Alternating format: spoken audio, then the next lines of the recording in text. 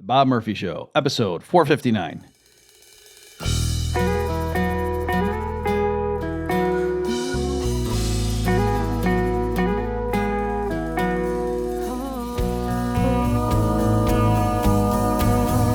There's a tidal wave coming.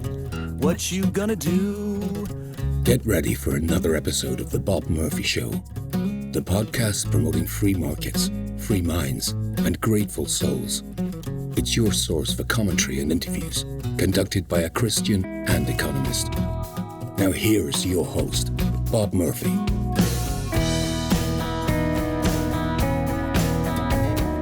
Hey everybody, welcome back to the Bob Murphy Show. Today I am pleased to let you know about my interview with Alberto Bisin, who is a professor at NYU, economics professor.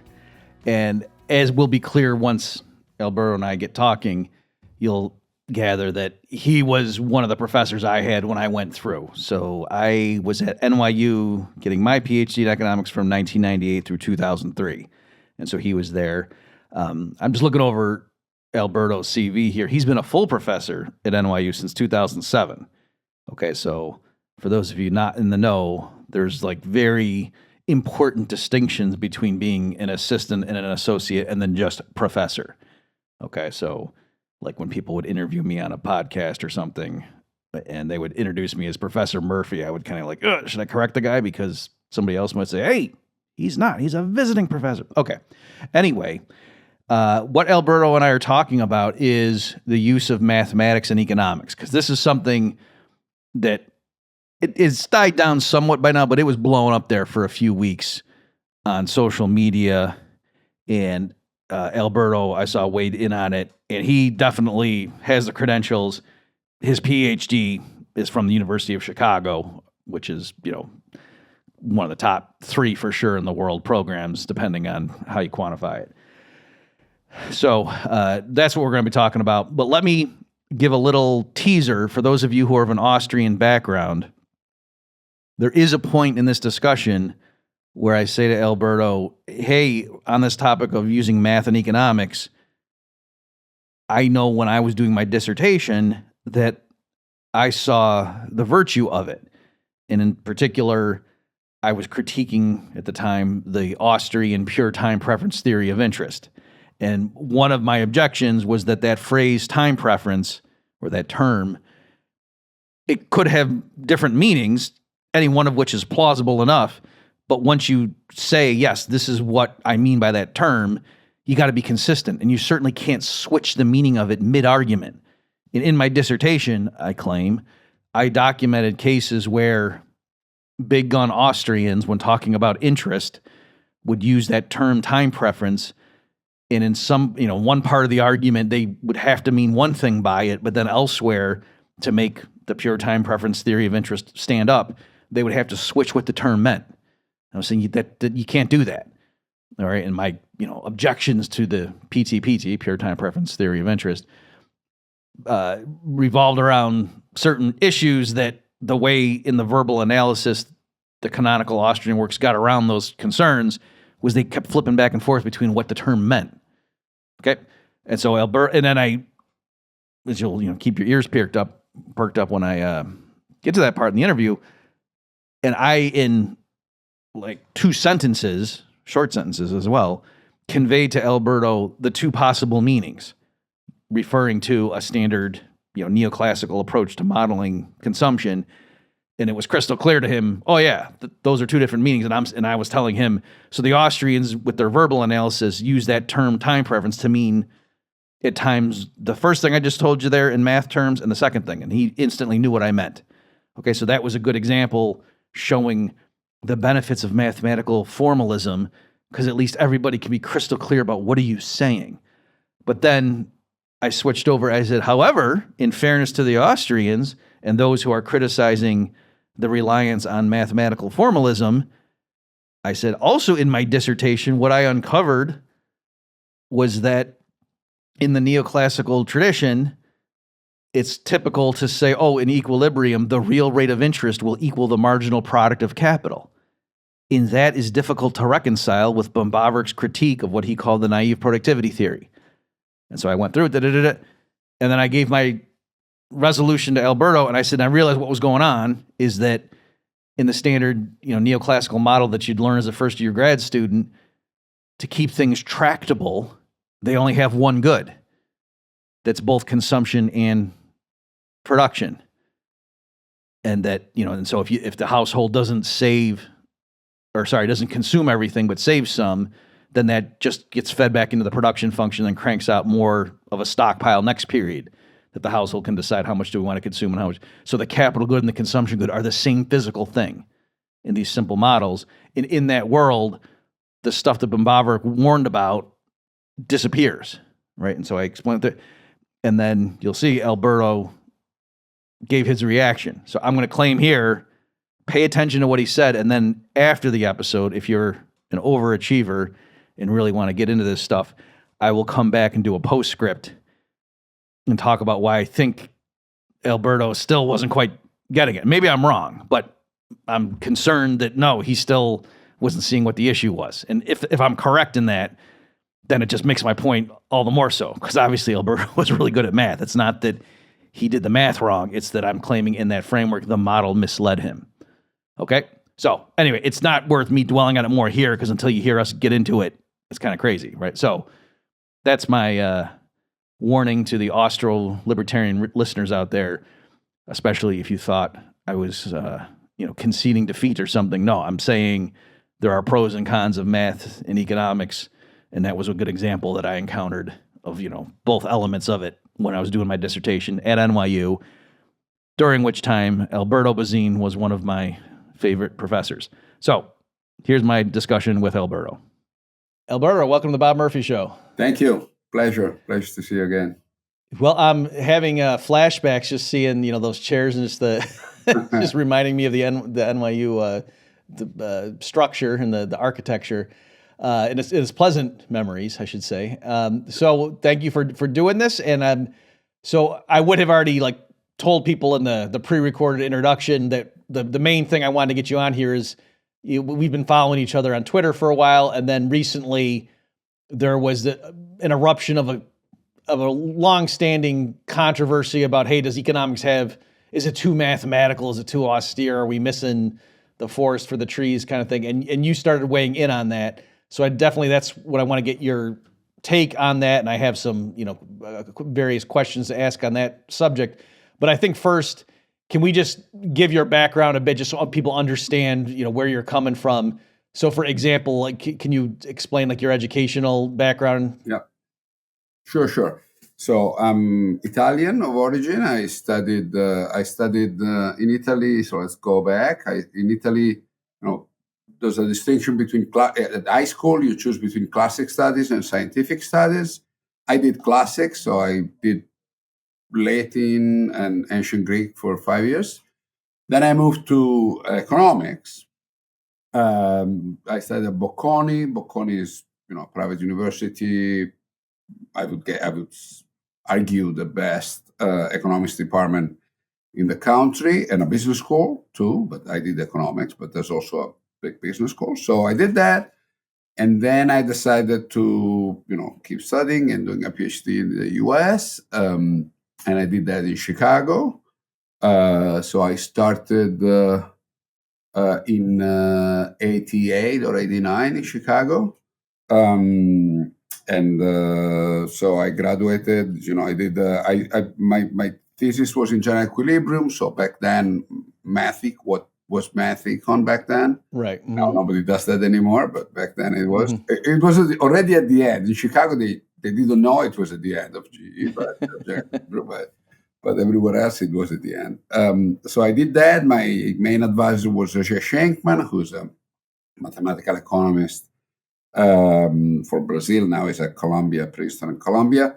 But I worked a lot with Gary Becker, who I had this double interest. So on one dimension, I was doing math econ with Jose, and then I was studying endogenous preferences with Becker.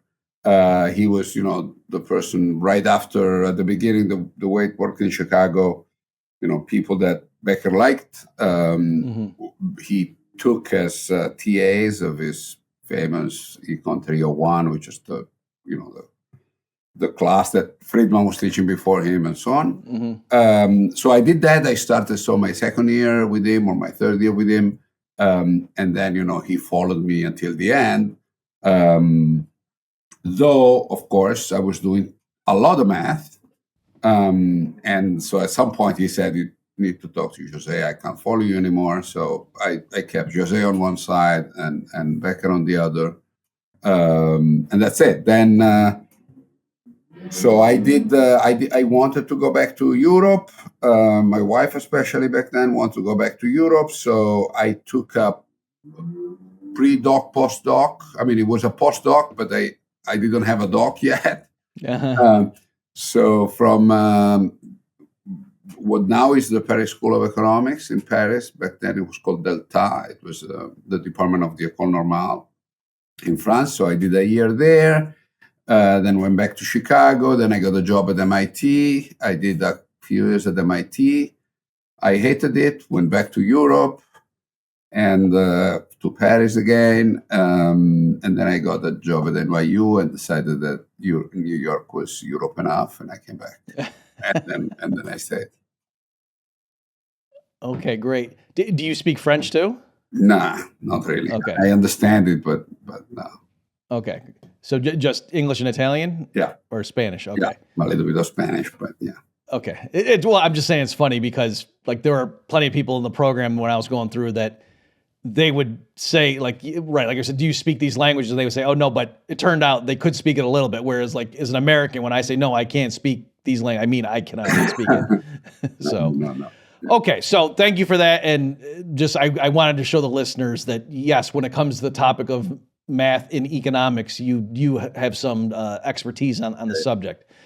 So, I mean, I'll go ahead and just let you do your opening volley, I suppose. Then maybe I'll just ask follow-up questions, sort of play devil's advocate, perhaps, depending on what you say. That it seems, hey, there's geez, you can't even you try to look at an AER publication or something, and it's all just a bunch of math. Like even some physicists make fun of the formalism in economics, and they're like, yeah, these guys are just like doing theorems. What the heck is this? Where's the subject matter? Yes. So there is the subject matter is there, but it's so. First of all, as I said, so my PhD was 93, 94, whatever, 5 years after 94, I guess. So back then, the thing was very different. There was really much more math. Where by math I mean formal theorems. Okay, so theory was central back then. I was doing theory. I was doing general equilibrium theory, but there's a lot of people who were doing game theory, formal game theory, mechanism design. This was real hard math. And the kind of problems were really, fundamental mathematical problems, were applied math in a way where people were proving theorems. Back then, a lot of people complained, with some right, I think, that a lot of this math was kind of sterile and that, economists weren't doing enough empirical work, weren't really not looking at the world out there. Now, I think things have completely changed for the better in the sense that if you look at AER now, but also if you look at econometrica, these are, I guess your audience knows this, but these are between the main journals in economics. There's much less math in the sense of formal mathematical proofs with theorems. There's a lot more statistical analysis, which, if you don't know math, you look at it, it looks the same. There's still equations. Right. But it's really very different. It's work with data. Okay. So nowadays, really, I would say 70-80% of what you see is statistical econometric analysis. Okay, so much less theory. In fact, I've done placement of PhD at NYU for a long time, and it's really very hard to place a pure theorist. The theory is much less developed in economics. I mean, much less central in the profession that it used to be. So that's the first thing I want to say. So in the sense that, again, very often people criticizing economics to being too mathy have in mind, something that was true 30 years ago, and it's not anymore. Can I stop you, Alberto, just on that? Yeah. Is the reason for the switch like a demand side switch, or is it partly that advances in computers and things, like it just got so much easier to do a bunch of statistical analysis and we have bigger data sets and things? I think it's both. Okay. The fundamental reason is decreasing returns on theory. Okay. At some point when I was saying that in the 90s, when I did general equilibrium theory, that was already done. Well, a lot of people back then were proving existence of competitive equilibrium within crazy mathematical spaces. Nobody cared about that. And in a way, as an economist, true, nobody should care about, or very few should care about. Right. It's okay to how do you say in English, dot the I's and cross the T's, whatever. It's okay to do that, and that's fine. But but of course it shouldn't be central, and it wasn't. I mean, at some point, the fundamental theorems that are important for an economic analysis had been proved, and that's it. Okay, so I think theory went down as in terms of predominance in economics, because there was not that many things to do in theory anymore. But if you see, at some point later on, I would say 20 years ago, about when behavioral economics started being important.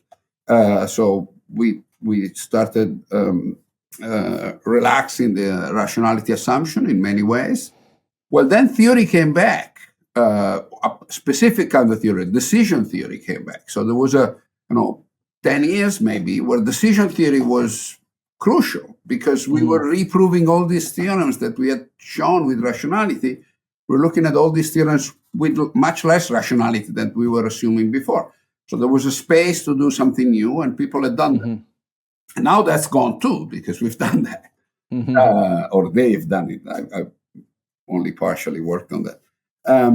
So I think there's a to me that's good. It's it shows that when something is of limited relevance for the profession, that it's not done that much anymore. Of course, the supply dimension that you were talking about, it's also crucial. We can do data. The kind of data that it's out there nowadays. It gives you a lot of stuff to do. I mean, for instance, one thing that I think it's interesting, right? So,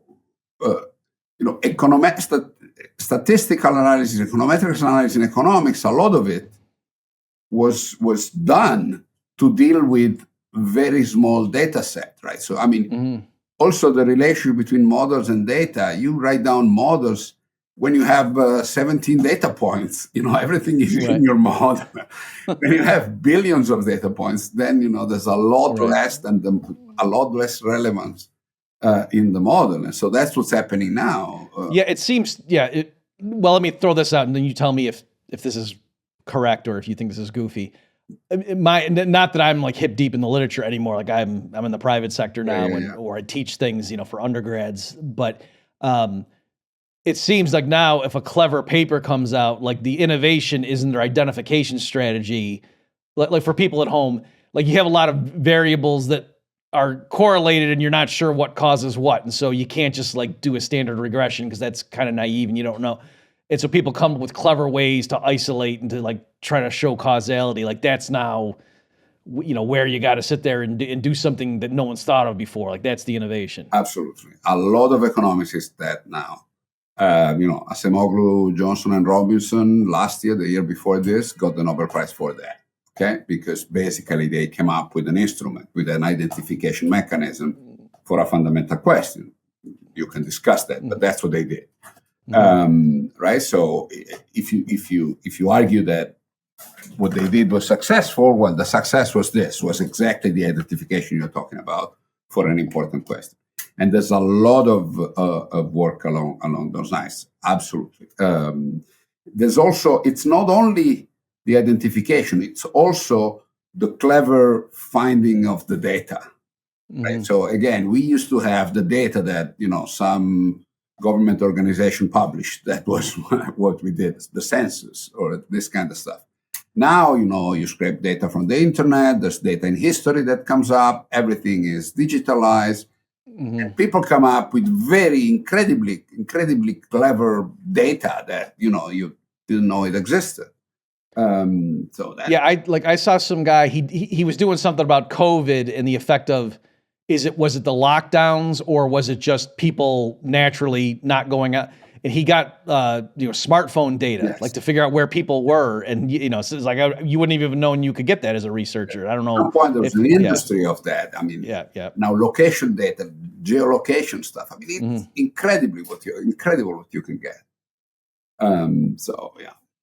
Okay, so the specific thing that I saw you say that made me say, "Oh, I got to see if Alberto is willing to come on the show." I'm going to paraphrase, but I hope I jog your memory. Is you were retweeting somebody who was complaining and saying, "Oh yeah, this just bringing in the math and that just makes it austere and you don't get." And we should, they were basically saying it's like tying our hands or something. It's good. And you said something like, "No, what the math does is it makes sure that you're not contradicting yourself. Like you're just remaining coherent, and that's the reason for having that in there. And if you want to just get rid of that and relax those assumptions, you're admitting." You want to be able to contradict yourself. You said something like that. Do you remember what? Yeah. Okay. At the end, this is, in Chicago, they used to say, you need a model to be the model. And that's really what I was saying, which is true. We often work. So first of all, math is our language. Okay. So if you don't understand the language, that's okay. But, you can't complain too much. That is the language. Now, why is the language? We can talk about that, but that is the language. So if you want to complain about the language, okay. If you want to complain about the economics that we do with that language, you need to understand the language. And a lot of people, who complain about the economics is that they don't understand the language and they would like to be able to talk about economics, but without understanding the language, they can't, so they complain, right? So we can discuss why we use that language, which I guess it's your question now. But the first thing is, if you want to get into economics nowadays, you have to understand the language. Then, why do we use that language? We use that language because, again, because of as you said, I said, because of coherence, logical coherence, right? So you prove results, you prove theorems, they are logically coherent. You write down a model, the model, is a system of equations, the system of equation has a solution, and that means that it's coherent, right? So this is not a sophisticated theorem. You write down your model, it may be complicated, not complicated, but the model has a solution if it is coherent. So when you write down a model, you immediately, unless you make a mistake, satisfy coherence.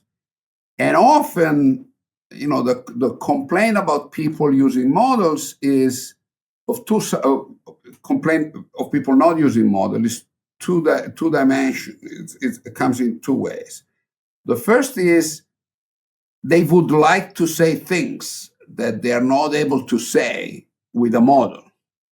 And often these things are not coherent. That's exactly why you can't say them with a model. Okay? So you'd like to to reach some conclusion, typically because of ideological or some other reason, you can't really do that, and you want to have an argument that supports your conclusion. And sometimes you can have an argument, but you don't really know how strong is the argument or which implicit assumptions you make for that argument to hold. And that's what mathematics will let you do. It'll make sure that the argument is coherent, and it'll make evident what the assumptions are. And sometimes that's the second dimension on which people criticize the use of mathematics in economics, is that sometimes these assumptions that we use are crazy strong and not really very credible. And that's where I'm saying you need a model to be the model, because sometimes, yes, and sometimes you reach conclusion under some assumption. And then I will tell you look, Bob, these assumptions, yes, are strong, but trust me, the result is okay. It's real. You should trust the result in the real world. And you can tell me, no, I don't trust the result in the real world that much. The assumptions are too strong. And that's okay. But then the point is, show me. Okay? So show me, relax those assumptions, and show me that the result doesn't hold. Right? And that's how we fight intellectually in economics. And that's hard to do. Sometimes these assumptions are crazy. Right? So for most of my career, just because I'm old, we were doing macroeconomics with a representative agent, which means that, we were basically not allowing for heterogeneity in many dimensions of economic agents, and people are different. So heterogeneity is ex ante important, but it was very hard. So we were not able to relax that assumption. And it was then very difficult to understand how important heterogeneity was and in which dimension it was more important than in other. Now we do all macro with heterogeneity, and now we can answer that question. Where is it important? Where is it not important? Right. So that's it's hard. It's really hard. But answering drop math is not the answer. Of course, that's my view. Right. Yeah, and I guess one example of where I've found that myself is like so my dissertation was on capital and interest theory, and I was like taking the Austrian tradition, and then and I had an appendix that was mathematical, and was doing some results there. And one of the things that was going on in that is I was telling the Austrians, your theory of interest, where it was called the pure time preference theory. Yes. And one of my objections or criticisms of the standard, canonical works in the Austrian tradition was that they used that phrase time preference in two different ways, and they would sometimes switch mid-argument. And I said, and I found I could easily, I could just tell you right now, the distinction was, the one hand, the marginal rate of substitution of consumption between T and T plus 1. Yeah. That was one sense in which they used it, but they also used it is like beta, the discount on future utils, right? And so both of them plausibly you could refer to as time preference, but you got to just pick one and stick with it. And they were switching, in between sentences. And so it's just like right there, like I could just convey that to you in 2 seconds because, you have a model. Now, does that mean that the real world is, there's a consumption good, now in T plus 1 and that, no, obviously that's a very strict, simplistic model, but at least in the world of the model, it's crystal clear what I mean, and I can get my point across. Whereas with the Austrians, I could go through paragraphs and make a thing, and they'd be with me, and then they would switch back to using it in a different way. And I said, no, you change the meaning again. If you're going to do it that way, well, then we got to go, And so it was a bit frustrating, and I could see in that context. That's a beautiful example. Yeah. That's exactly what I mean, right? So English is often not good enough. Okay, so, but here, let me now do the other side with the same. Having said that, what I did, I'll just tell you, is so a big result in the Austrian school. So it goes back to Eugen von Bombaverk, and he was one of the pioneers in the marginal utility. He was like the next generation after Menger. Yeah. And so one of his things was a critique of what he called the naive productivity theory. Yeah. And he said, interest is not due to capital being productive. And in our terminology, like he was saying, no, the productivity of a tractor explains its hourly rental rate. It doesn't explain the percentage rate of return on your financial capital if you buy a tractor. Yeah. Okay. And so, so anyway, that was the distinction. But in our main, workhorse models that I learned as a first-year PhD student, in equilibrium, the real interest rate was equal to the marginal product of, the derivative of the production function with respect to K. Yeah. And so that looked like it was the naive fallacy, but yet the math was right. And I was like, what the heck? And I realized what it was is because in that model, there's just one good, the same good as both capital and consumption. And so I did what you said in my dissertation, in my appendix. Yeah. I just had 2 goods. Yeah. And then it showed that the term for the real interest rate included the price of the capital good in terms of the consumption good. Yeah. And then I showed if they were the same thing, then it reduced to R equals MPK. Yeah. So I was just showing it was sort of like general, like special relativity reducing Newtonian mechanics or something. So anyway, so I was all proud of that, but it was funny.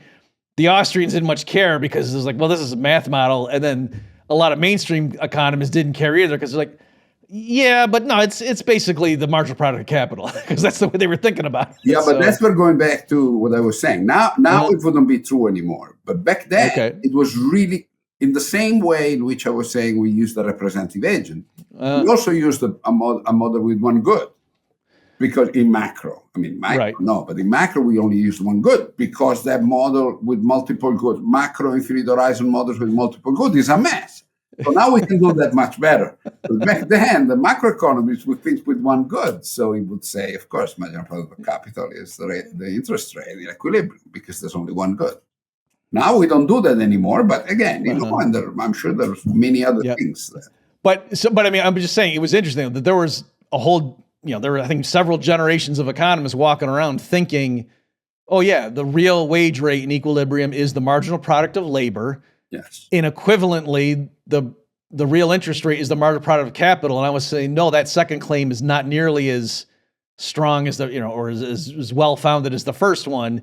And yet they're thinking of it like, that's not just due to our assumption of one good. That's just like a fundamental, principle of, no arbitrage. And anyway, so that would be a thing where I think the Austrians could say, by you guys relying on your math models, it misled you. People knew that. There's always people, making mistakes, but people knew. Even, marginal product of labor is not really, wage is not really marginal product of labor. There's all sorts of labors, there's all sorts of different goods, there's also human capital dimensions.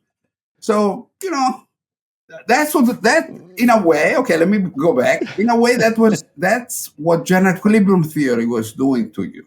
General equilibrium theory was a way of, and people studied it more than they do now back then, right? So it was exactly a way of saying, look, the world is many goods, many types of labor, many types of capital, and the system is perfectly coherent within that world.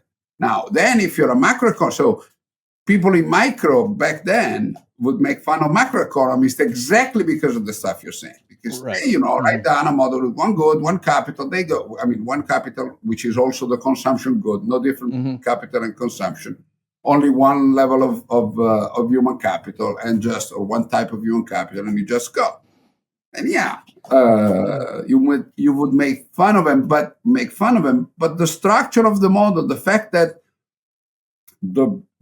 in a way, the beauty of the whole system back then, at least from the Chicago point of view, was exactly this, that the macro model was a special case of a beautiful general equilibrium model, which was incredibly general, ridiculously complicated, that you couldn't solve it, but you could show that it was coherent.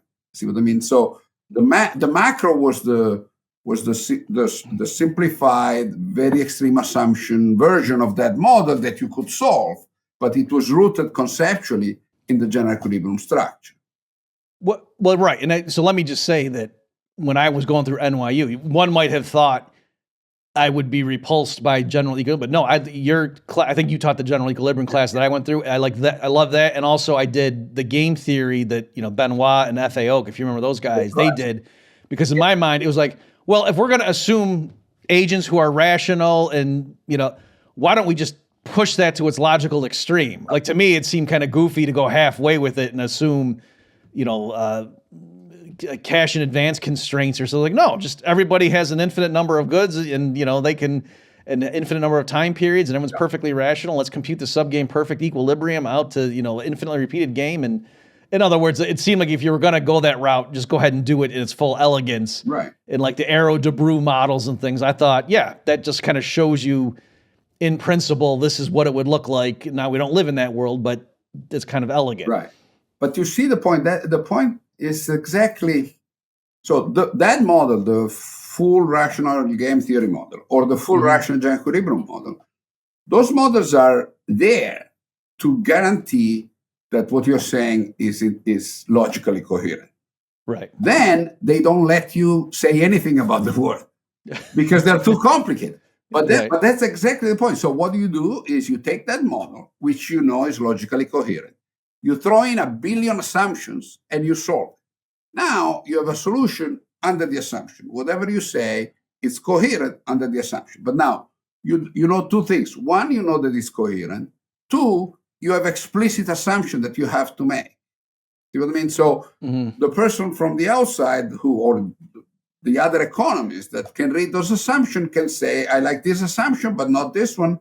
Let me solve the model under a different set of assumptions and see what happens. That's the game you play. That's the game you need to play, at least in economics. Yep. Folks, let's take a break from the action for this word from one of our sponsors. Gold prices are now at an all-time high, but price appreciation isn't the only way to profit. You can earn a yield on gold, paid in gold, without selling your metal. Unlike dollar yields that can be slashed or even go negative, a yield on gold, paid in gold, means you're earning more ounces in your account every month. Monetary Metals allows you to earn up to 4% on your metal in their gold leasing program, and you start earning that yield immediately upon funding your account. The yield you earn is paid in ounces of physical gold, which you get in addition to any price appreciation on gold that might occur during the year. Now you can step outside the dollar system entirely and compound your wealth in an asset that's not a central bank liability. So the question's this: why earn in dollars when you can earn in gold? Join thousands of investors, and that includes me, I participate as well, who are earning a yield in physical gold annually with Monetary Metals. The link you want to go to is monetary-metals.com/Murphy to learn more. Once again, go to monetary-metals.com/Murphy to see how you can participate. Okay, let's get back to the show. Okay, I'm going to ask you about Paul Romer and Krugman, but before I do, let me just say, and I'm just curious because maybe it was just my stereotype that you coming from Italy, I had kind of assumed you would be like a leftist progressive in your views on redistribution or whatever, but then when I saw you were from Chicago, I wasn't sure. Yeah. So do you, again, this isn't like a witch hunt or something, but just because I'm going to ask you about and so it might help the listeners to know, like, do you politically disagree with Paul Krugman a lot, or, because I'm going to ask you about their views on the mathiness. Very, very, yes. Very proper question. So so let me tell you a little bit about my story. So yes, of course, being from Italy, with my age, I came to the US as a very leftist, progressive person. And in fact, of course, like any Italian, my dream was to go to MIT, where, the real leftist economists were. And I didn't get admitted to MIT. I got admitted to Chicago. And I went to Chicago. It was a fantastic place. Can I just tell you something funny? Yeah. The reason I ended up at NYU is because I didn't get into Chicago. Yes, okay. Because I was very right-wing when I was younger. So Of course. So I was left, so I certainly didn't want to go to Chicago. I thought, those guys are crazy, but what can I do? I'll be there and I'll be the minority. And I don't know if you know Michele Boldrin, but he's a, Italian economist, but well-known Italian economist, a little older than me. I met him when I was in Chicago my first year, and he asked me. He came to give a talk. He was already out, and he came to give a talk, and I liked him very much. He was famous in Italy for being very leftist, and so to me, I'd never met him before. I thought, that's my guy. And so he came to Chicago, and I told him, and he asked me, how is it going? And I said, Michele, this is fantastic. It's a fantastic place. But they're all right-wing here, that's a problem. And he told me, remember, they are almost always right. Okay, so I remember this thing that to me, it was a shock because Michele to me, right. Okay. So, but in any case, so I went through, I still consider myself a progressive, but in Italy, I'm certainly considered a right-wing guy. Then becomes difficult to define oneself. I like the Chicago economics. I think markets work incredibly well a lot of times, and sometimes they don't. And we know when they don't. There's externalities and public goods and all sorts of other stuff, incomplete markets and all those kind of things. And my view is I think I understand these issues. A lot of people who know me in Italy, think I'm a right wing, but I don't like to think of myself as right. Can I ask you just on this point, because you raised an interesting question? I think, I've certainly encountered it, in my travels with like American libertarians, we would call ourselves in terms of like political, and there are some, so it's probably true that most who end up there are there because they come from either, a middle class or an upper class in terms of economic background. And, I don't want politicians telling me what to do and taking my money. And, but it also is true. There are some that are actually coming from the left and they realize, the way that they come to believe the way to help people in the inner city is to get rid of the minimum wage and, get rid of government programs that effectively have a high marginal tax rate, for certain level, things like that, where it really is a difference, like it's the means versus the ends kind of thing. Yeah, I would be one of those, of course. Okay. So as an economist, I again, it's hard to. I've been through this discussion with Italians, not only with Italians, but often with Italians. I used to have a blog and and I used to write on the newspapers in Italy. So I had that discussion a lot. Look, I think of myself as an economist. I understand the argument of the minimum wage you're just. So, I mean, most people don't. Most people in the left in Italy, on the left in Italy, who are not economists, don't understand that. I think I do understand that. I mean, I do. So that makes me think that minimum wage is often not a good thing to do. But I don't think of that as being on the right. I just think, being able to follow interesting arguments. And there are reasons why instead you might want to impose minimum wage. And I think I understand those too. And you see what I mean? So, put it another way. When I don't talk about economics, you would think of me as a more of a progressive type on, rights and all sorts of stuff. You'd think of me, I think, you'd think of me as a progressive person. Often when I talk about economics, I sound more right-wing just because I understand a bunch of arguments that lead us there. That's my view of myself. And then other people have different views of myself.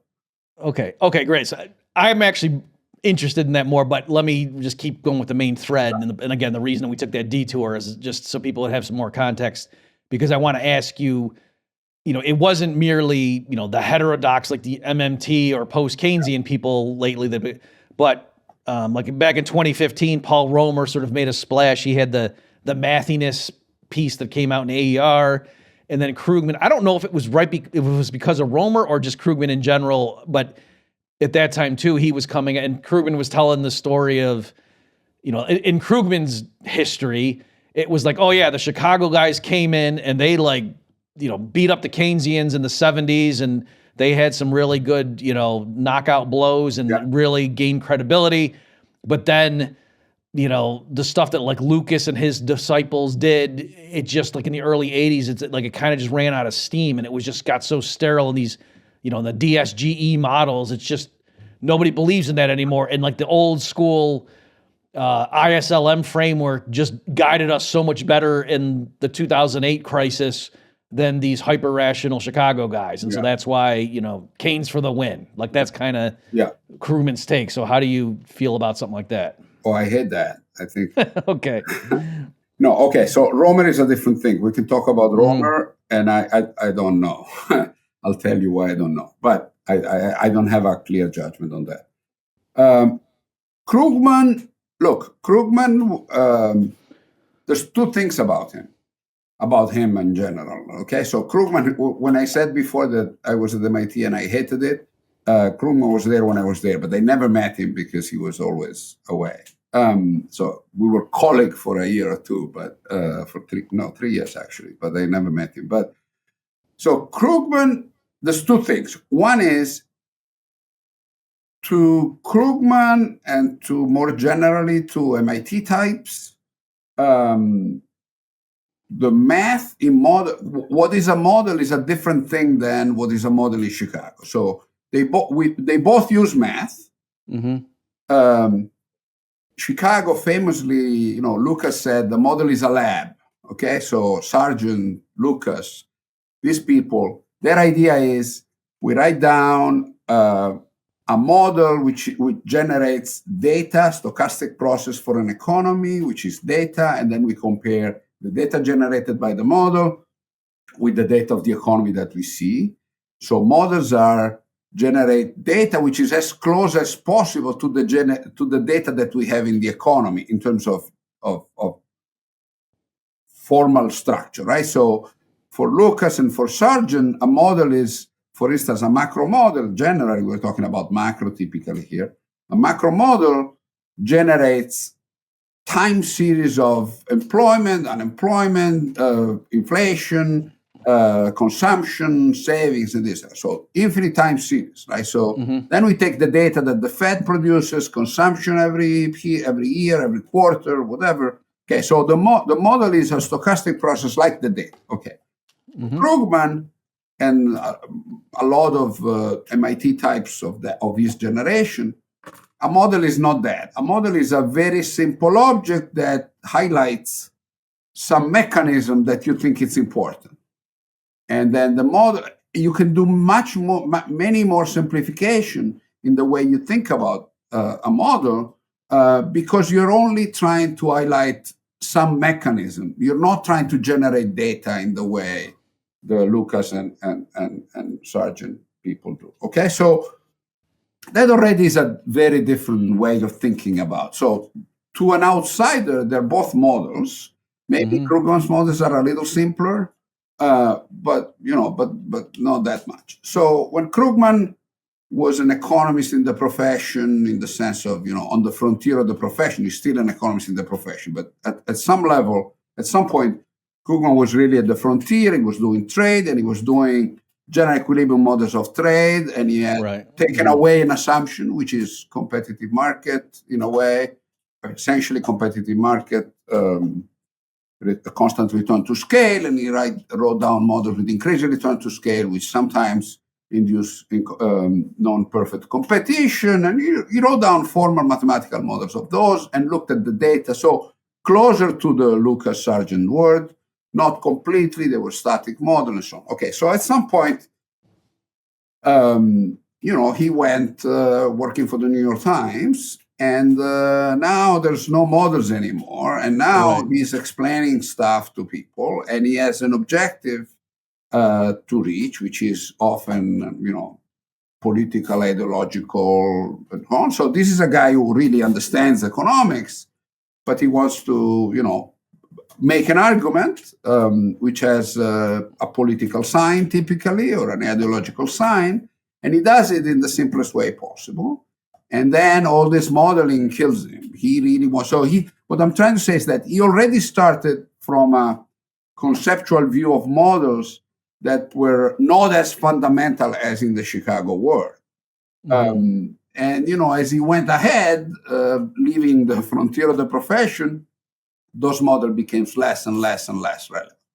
So, and then of course he hates it. And then at some point, by the way, when you're 20 years outside of the profession, you don't understand them, or the frontier of the profession, I should say. You don't understand those models anymore. Okay, so they're, the people go, I don't understand a lot of stuff that is done nowadays, and I try to be there.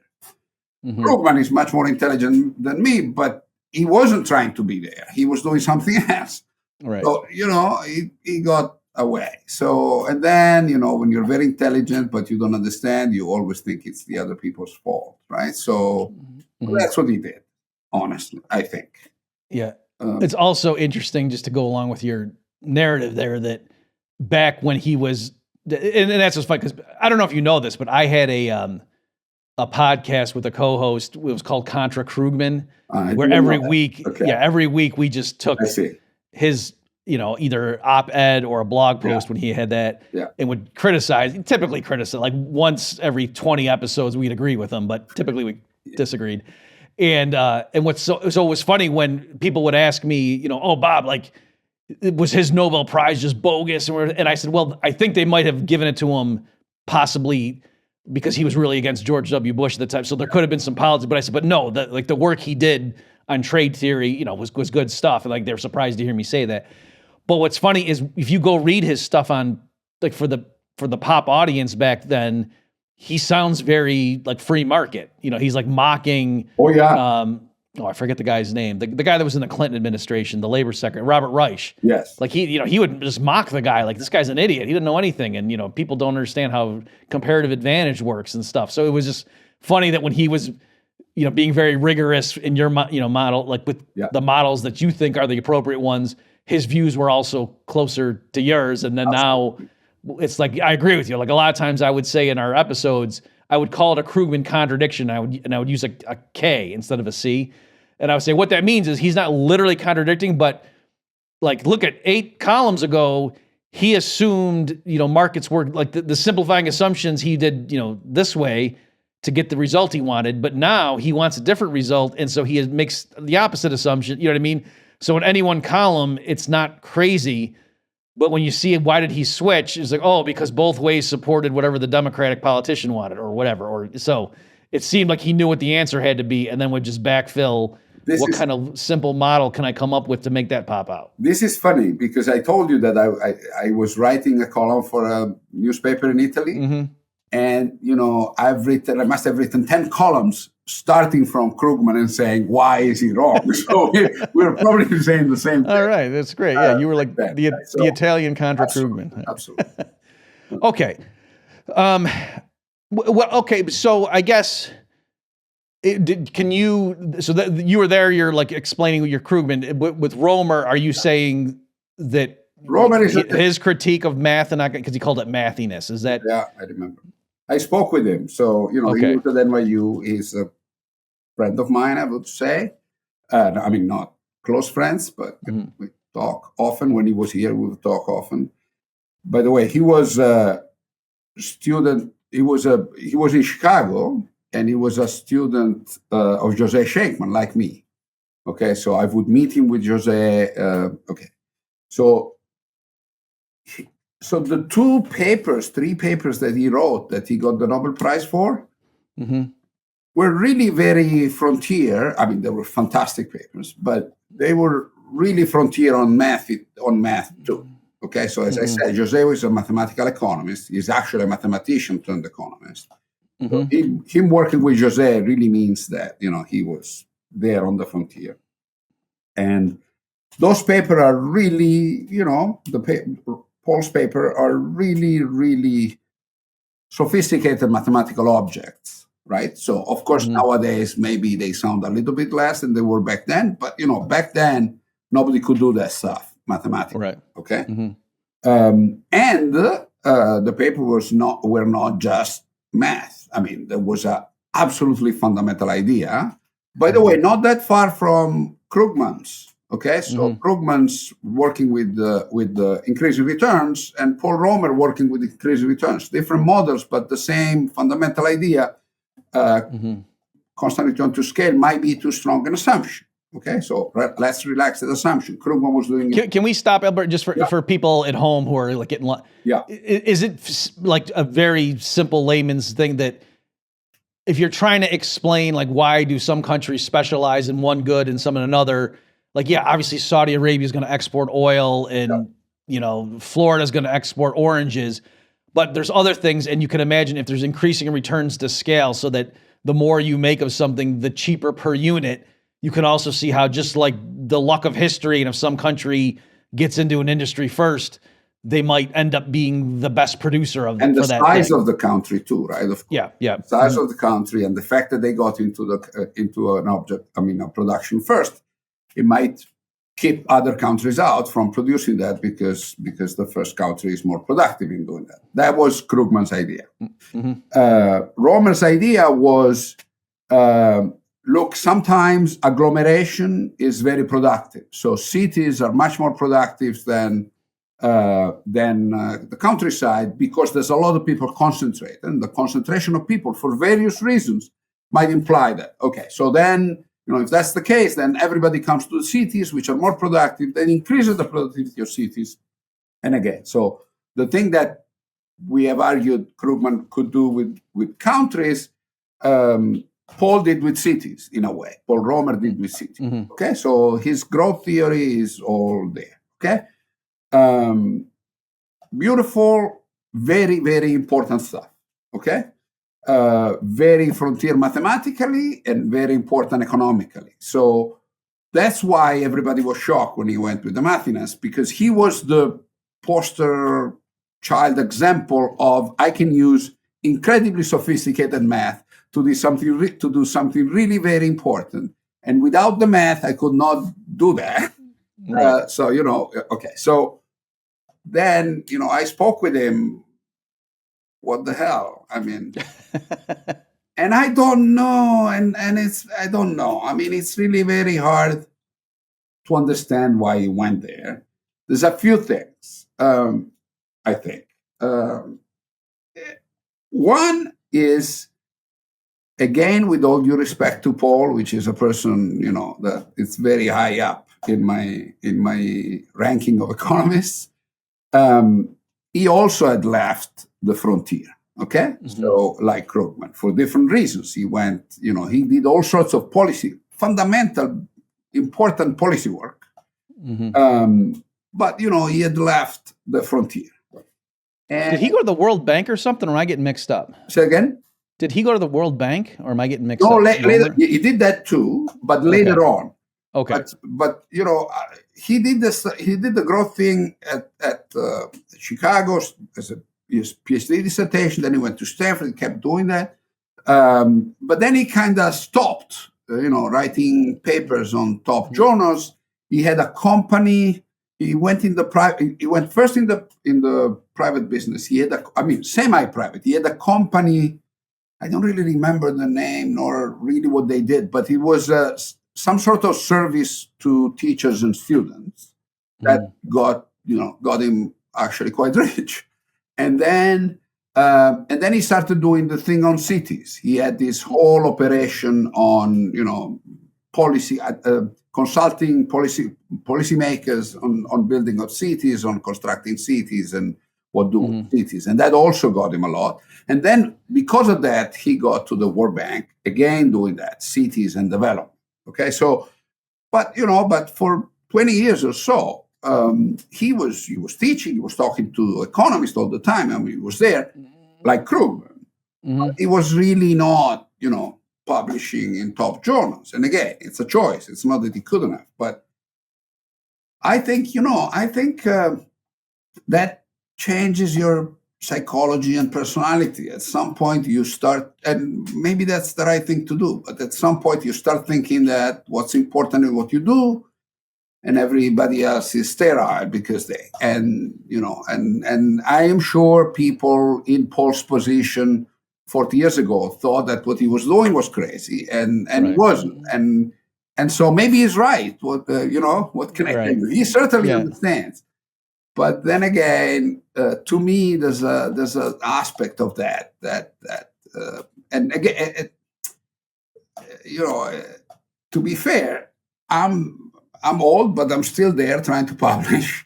Right. So and so I kind of don't like people telling me, but he might be right. I don't know what to tell. So there was also in Paul's position at some point. He thought, this is too much. And whether he's right or not, it's out there to see. He also had some issues with Bob, the other Bob, Lucas.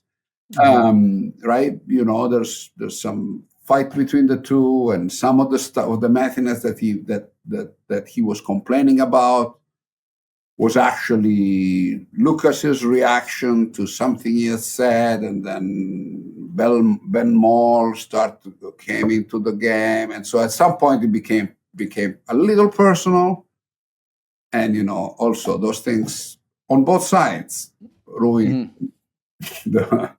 the arguments. So okay, well, I think because it occurred to me while you were saying that it's almost like, well, yeah, somebody who decided, you know what, I'm the king in academia. What else can I do? I got to know, why don't I go and do something else? And then when you're outside that, you can see, from this other vantage point, like maybe the marginal returns on doing more. But I think it's not merely a matter of like selection bias or just, well, geez, if you're trying to publish, of course, you're going to convince yourself that your innovations, because as you said, the profession itself kind of changed course, that there are not many people, it's not cranking out that many more theorists. Absolutely. And so that is some evidence that you're not just purely doing it for internal growth. Absolutely. There's another dimension which I think is important, and it might have been in Paul's case, I'm not sure. And possibly it was also in Krugman's case. So academic economists are very snobbish and annoying often. Okay, so no, it's true. And so, well, what's funny, I think economists in general are very arrogant, and so then you're saying, but the academic theorists are really the academic. It's always the same game. You need to justify what you're doing. So when you see somebody that was up with you doing the stuff you were doing, and now they're out there, they're very successful, maybe rich or policy successful, the first thing you say is you look at them, you look down to them. You think, you sold yourself. Right. So I am sure Paul Krugman and Paul Romer, I realize now I kept saying Paul before I meant Romer, but Paul is also Krugman. But both of them, I am sure, and a lot of people looked down to them. I mean, they felt like people were looking down to them, and they didn't like that at all. Okay, so then how do you react? You react that way. So this is, So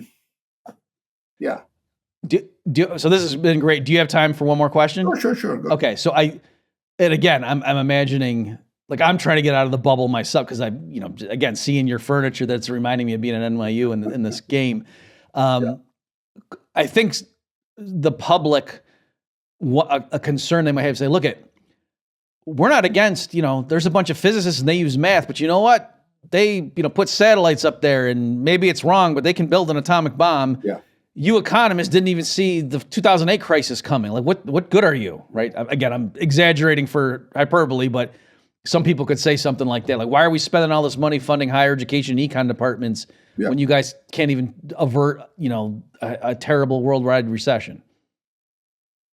Yeah, so two things about this. One is, I don't think when people say, physicists, we understand they use math, you don't. Part of that is that people want to talk about economics, even if they don't understand anything about economics, but they don't want to talk about physics because they don't care about physics. Okay? So you don't really care. I don't really care how many components has an atom, really, unless we're going there. I mean, it just doesn't touch us.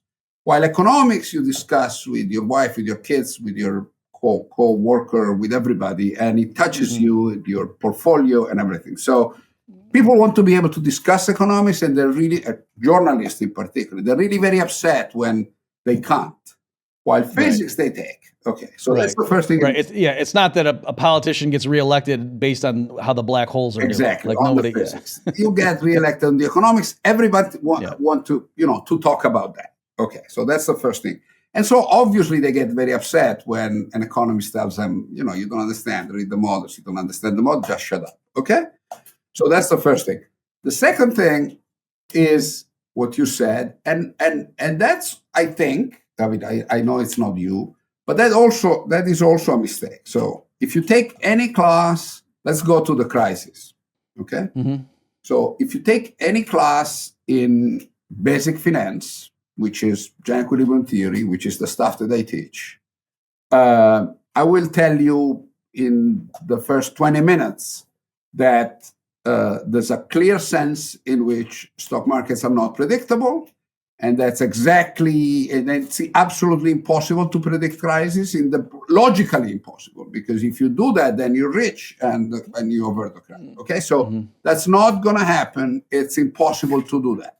Okay, so that we taught people, and they still don't want to listen to that. Can I just make sure, because I've heard other people. So again, for the people at home, you're saying something like, it can't possibly be, it could never have been the case that as of 2007, everyone, or at least all the smart, intelligent people, would have known it's very, very likely that a year from now, the markets are all going to go down 40%. Yes. Because if they did know that, they would all sell, And so that would have The market averted. would have gone down before, right? And so that's not the way the market works. There's uncertainty is key. The notion of risk is key. That doesn't mean that there are not things that we did not understand, of course. But the simple argument is not there. Okay. And still people don't want to understand that. Still people think that the economy should predict crisis. And what can I tell you? No, we can't. Okay. So if that's we still trust geologists, but they can't predict earthquakes. And they can't. They really cannot. And they cannot. And nobody says, oh, there was an earthquake. Yes, they didn't tell me. Why do we finance geologists? Again, because people don't want to, they don't care. They care when an earthquake comes, but they don't get into geology. In economics, everybody wants to talk about it. And, I remember there was a famous political scientist at Columbia. It was an Italian. That's why, I had a discussion with him on the Italian press.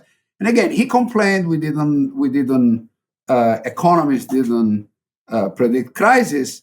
But then when, there were all these sorts of, how are they called? The Arab Spring. Okay. So he said, of course, the political experts cannot predict the Arab Spring. Come on, that's about people doing stuff. Revolutions cannot be predicted.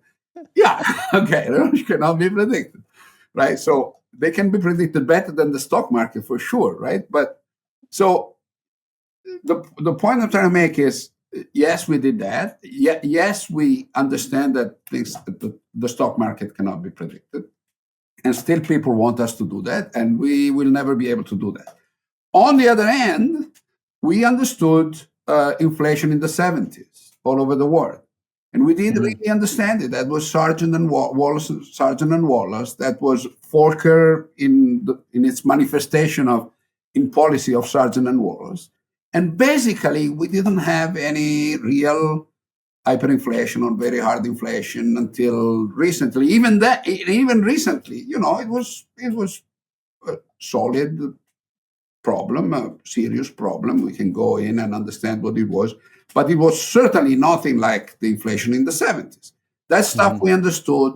We have an independent monetary policy, which is crucial. Now we might be throwing that to hell soon, but I want to claim that economists taught people how to control inflations, and we did. And also, business cycles are less frequent than they used to be. Even the 2007 and 8 crisis was nothing like, crisis before and trough of the cycle before. So there's a lot of stuff that we understood and we made, people better off with.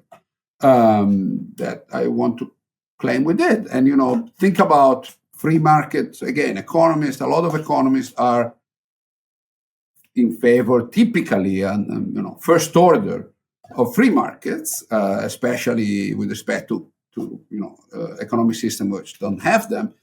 I want to claim that stuff has generated the end of dramatic poverty in China and India. Okay, not the end, not the total end, but it dramatically contributed to the solution of the problem of poverty in these countries. And economists have been saying that forever. And at the moment people listen to us or listen to themselves, but it was they were telling themselves the same thing that we had told them ages before. It worked. So yeah. Just for people at home who aren't like, if you still look at a chart of like the percent of the world that is below some threshold of extreme poverty, like that number has just plummeted over the last 40 years. And it's really amazing. Like I think some people don't recognize or appreciate that. And that is China and India, right? Of course, that number inequality has gotten worse here. So people complain here, in the Western world. So people complain about that, rightly so. It's important that inequality got worse here. But, the big picture is inequality is dramatically down if you think about the world as a whole. And that is just China. It's, of course, it's a controlled society, economically controlled, but China essentially, went free market in many dimensions, or a lot towards free market, and certainly India did that, and that's what happened. And that's what economists are saying, that when markets are, that at that level, free markets are fantastic. Now, some economists will say that there's too much free market in the US. You can argue about that, but certainly not in China and India in the 60s or the 70s. Right. That's the point. So I think we did the atomic bomb too. I mean, in the metaphor. Right. Economists are able to do an atomic bomb. Right. Well, yeah, critics would look at the financial crisis and say, "You sure did." That's a joke. Right? I know. Okay, yeah, that might be a bad metaphor for me. Okay, yes. Yeah. The central bank is like splitting the dollar. Yeah. Okay. All right. Well, that's a good place to wrap up. Thanks. This has been great, folks. My guest has been Alberto Bisin, who taught me at least one, I think possibly two classes. I think you subbed for somebody who had to leave for a semester. So, and you also, I mentioned, you came and you watched me present on my critique of the Austrian theory at the Austrian colloquium. I don't know if you remember that, but anyway. Very well. Okay, well, so that's I knew you were very open-minded, and now I understand more. So thank you, Alberto, for your time and explaining all these fun things. A lot of fun. Hope to see you soon in person. Yeah, it's likewise. And thanks everybody for tuning in. See you next time. Thank you. Okay, so the postscript here, I'll keep this brief, but if you remember, I said to Alberto, Böhm-Bawerk had shown that when you're trying to explain interest, it won't do to merely refer to the superior physical productivity of processes that use capital goods. Right? He called that the naive productivity explanation of interest. Right? So specifically, or to make it concrete, if there's a farmer who has operations and he doesn't initially use a tractor, okay, he has a certain harvest every year and so on. And then if he has some financial capital and decides to invest it in buying a tractor, and then he uses the tractor in his operations, over time, he may find that he earns a positive rate of return on the money he invested in his tractor, right? So if he originally, let's make up nice round numbers, if he had $100,000 and that was what the purchase price of the tractor was, when he's doing the books, or his accountant's giving him his reports year after year, he might say, oh, yes, you earned a 5% rate of return on that financial capital that you invested in the tractor. All right, and so that when all was said and done, in a sense, your $100,000 that you sunk into the tractor, by the time the tractor was completely, used up and scrap, and you just threw it out, and then you had to go buy a new tractor, you had more than $100,000 at that point, assuming the prices of the tractors don't go up in the meantime, right? So it's like you earned a positive rate of return investing your financial capital in that tractor. And Böhm-Bawerk's point was to explain that phenomenon. Like, why is it that in general people with financial capital can pour it into specific concrete physical capital goods, and then over the course of their lifetime recoup more than what they poured in?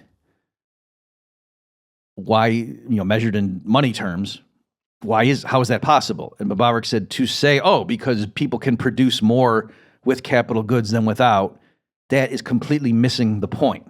That's a non-starter. He was saying because the productivity of the capital good explains the height of its initial price, right? Why was that tractor $100,000 and not 10, right? If the farmer wanted to go buy an axe, that wouldn't have cost $100,000. It would have been much less. Why? Because the axe isn't nearly as productive. It doesn't enhance his yield year after year as much as having that tractor does. Okay, and so to explain the positive rate of interest, the yield on the tractor, you need to know why is it that when you put in $100,000, you end up getting more than $100,000 over its lifetime recovered after taking into account, the physical depreciation and so on. Okay, so that was his point. And then I was saying, yeah, that makes sense in terms of verbal analysis that, of course, Böhm-Bawerk did back in the 1880s. But then the models I was learning at NYU, the workhorse, models that first-year grad students would learn, they would have a representative household. and they would have like a representative production function that was a stand-in for all production functions in the economy. And that representative household or consumer would solve the intertemporal optimization problem of, the trade-off between consuming more today versus saving and deferring it to the future. And you'd get your Euler equations, and in equilibrium, such and such had to be true, and it, depended on your utility function. And yep, time preference would be in there. That if you meant like in terms of the beta, like discounting future utils, okay, that would give a bias towards shifting the flow of consumption towards the present. Okay, fair enough. And then, but what was the interest rate in that world? And if you went out and, and what was labor in that world, right? It's a production function, took as its arguments, as its inputs, L and K, right? So it was F of L comma K, and it had time subscripts, right? And then you'd say, well, what do the workers get paid in this world? And you say, take the derivative of the production function with respect to labor. And that's showing if you had epsilon more labor, how much does output go up? And so if labor markets are competitive, workers get paid their marginal product. And so that's what the real wage rate has to be, right? So if adding one more hour of a worker labor makes output go up by 2 apples, then the hourly wage rate has to be 2 apples. You can think of it in money terms, but then it's got to be whatever money you pay them per hour. That's how much 2 apples cost, right? Okay. And then when you say, how do you figure out what the real interest rate is in that world? And so real meaning it's inflation adjusted. In those models, you would say take the derivative of the production function with respect to K. And so it's saying, epsilon more of capital, meaning like physical machinery, into the production function. And how much does that boost physical output? And then that increment is how much is the return to capital. And they were calling that the real rate of interest. And so they were saying, workers get paid wages, capitalists get paid interest. And they were thinking of it in physical terms, right? They were looking at the production function. And then in terms of like the physical yield, how much of the total output gets allocated to the workers and how much to the capitalists, right? And in a model like that, there's not land factors. And so it's not like, well, hey, what do the landlords get? Okay. And so I'm saying prima facie, that is the naive productivity theory in math. And yet I'm sitting there looking at these models and, kicking the tires. It's like, no, they're not wrong. What the heck is going on? And I realized what it was is because in that model, there's only one good. Right? Like it's sheep or something. And it's like, you got 100 sheep today. You can consume some, but if you don't, then the 100 sheep will physically multiply into 110 next year. Assume that all you got to do is not eat them or whatever. Okay? In other words, like the grass they have to graze on and stuff, you don't worry about that. Assume there's enough of that's not binding. All right? And so that's the trade-off. If you eat more today, you eat 100 sheep today, in a sense, the opportunity cost of that is you just lost 110 you could have had next year. All right. And so in that world, it must be true in equilibrium that the real rate of interest, if sheep is the only consumption good, is 10%. That's got to be true. And so people adjust, the representative household adjusts his path of consumption such that on the margin, 1 sheep today gives him the same, marginal utility as from today's vantage point, in case there's a discount on future utils, as what 1.1 sheep next period right now gives you in anticipation of a boost to utility. Okay, that's got to be true, and that is the only coherent meaning you can give to the term the real rate of interest in a world like that. In general, the real rate of interest means like take a basket of consumption goods if there's multiple goods, and then what is the intertemporal exchange rate? Like if you're willing to sell a basket of consumption goods today and get money and then go invest it and earn a nominal rate of interest next period, and then you took the money you got and then went out and bought the real basket again, how many baskets could you get? Okay, so prices can change and blah, blah, blah. But that's what it means. What's the real intertemporal exchange rate for the specified basket representing consumption at time t, or t plus 1. Okay? So in a world where it's just one good is everything, that's real simple. And then when you say, well, what would pin down the exchange rate of sheep today for sheep next year? Well, clearly the fact that, oh yeah, you just don't touch them and 100 turns into 110, obviously that pins down what it has to be. Okay, but does that mean therefore, oh, so we've just solved how interest works? And no, because that's a very knife edge result. And that logic only works when there's one good. And that's what I did in the appendix to my dissertation. I just simplified it, or not simplified it. I relaxed that assumption by one. I just assumed there was a capital good and a consumption good. And just by that little innovation, I showed that no, in equilibrium, the real rate of interest is not the marginal product of capital. It's a more complicated expression, because what can happen is the market price or market value of the capital good measured in consumption good can change over time. And that's what allows, gives you like a free variable, if you will. And so in general, it's not true that all you need to know is the derivative of the production function with respect to K in order to get the real rate of interest.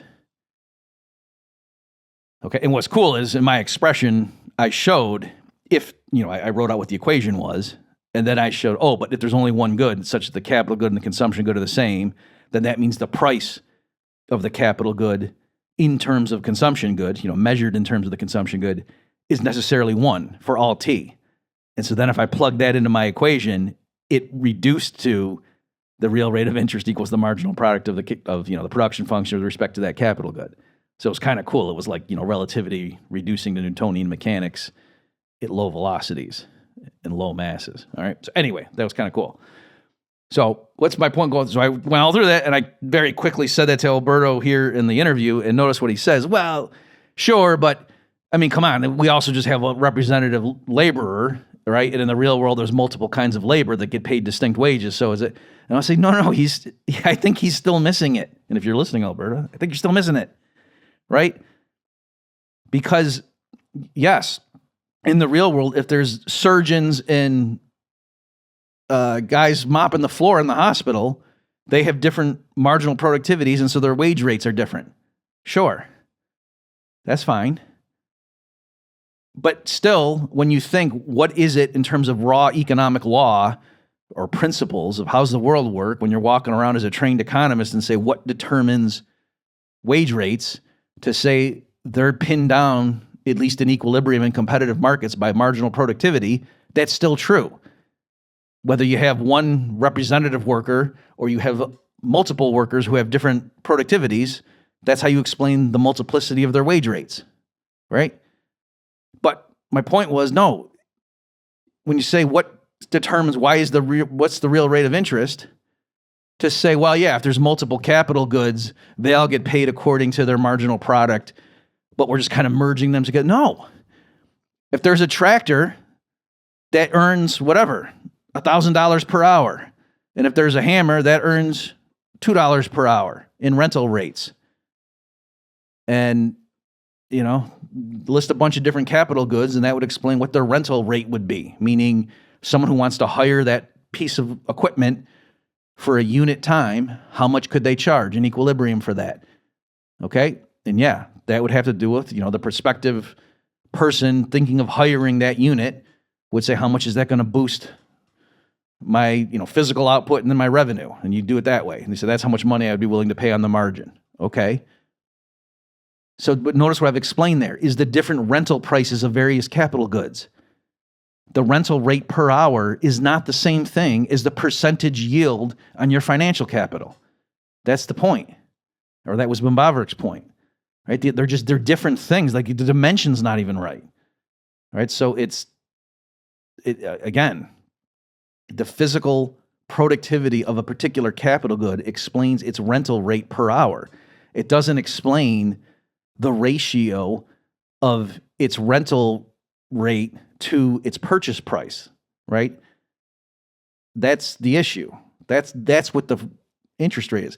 Now, it's true if you go ahead and write out a model and then you solve for the steady state general equilibrium, things could pop out, right? Where you could, like, the ability of the capital goods to make more of themselves per period, and then if you assume the capital stock, either in absolute terms or like relative to the size of output or something, is stable, then you could derive some stuff that pins down what the real rate of interest is, that does have the physical capabilities of the capital equipment in the equation.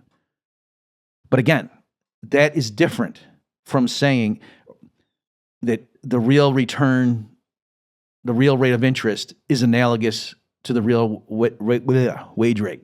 I can't even say it, right?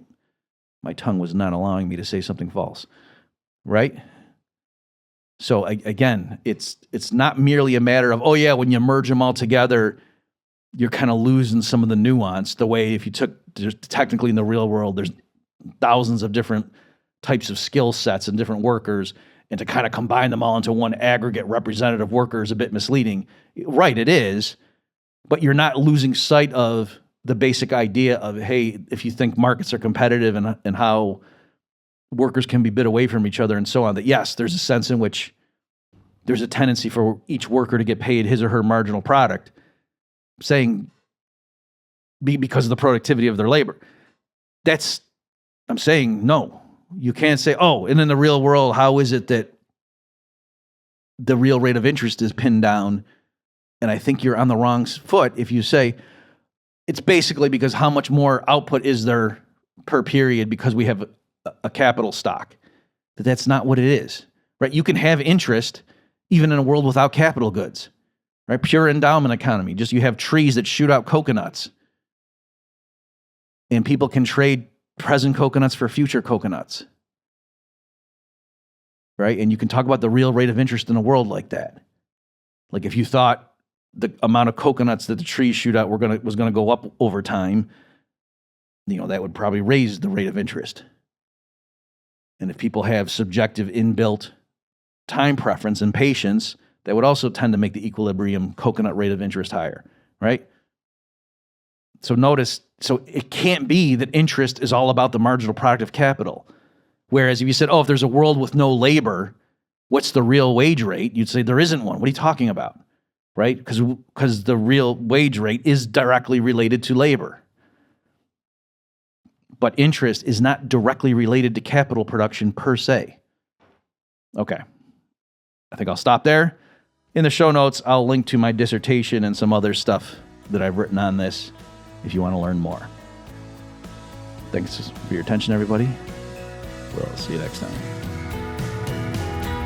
You've just experienced another episode of The Bob Murphy Show, the podcast promoting free markets, free minds, and grateful souls. For more information and to subscribe to this podcast, visit bobmurphyshow.com.